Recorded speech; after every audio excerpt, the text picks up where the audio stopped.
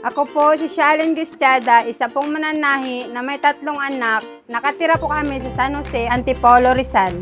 8 years ago, naimbitahan akong maging member ng Ahon sa Hirap Incorporated, isang samahan na tumutulong sa mga marginalized families.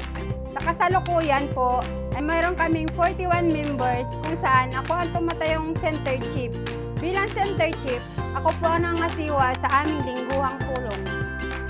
Malaking tulong sa amin ang sato dahil bukod po sa matipid sa tubig, walang amoy at iwas po sa langaw at mga insekto.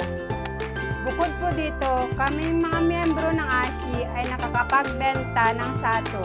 Dagdag kabuhayan sa aming mga nanay.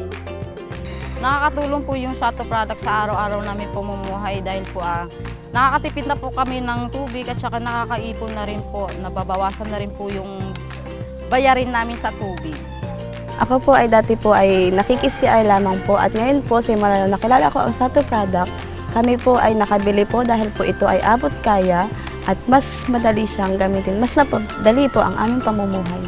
Ang Ahon sa Hirap Incorporated ay may programa para sa sanitasyon ng mga kapos. Ang pagpasok ng Sato stool sa Pilipinas ay akmang-akma sa aming programa.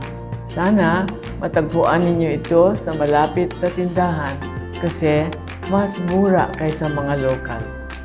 Maraming salamat sa ASHI at saka sa Sato dahil sa kanila naiangat ang aming kabuhayan. Ako po ay nagpapasalamat dahil po nakakabuti po siya at mas nakakatulong po sa aming pamumuhay. Maraming salamat po sa Sato at nagkaroon po ng ganitong produkto at mas napadali po ang aming pamumuhay.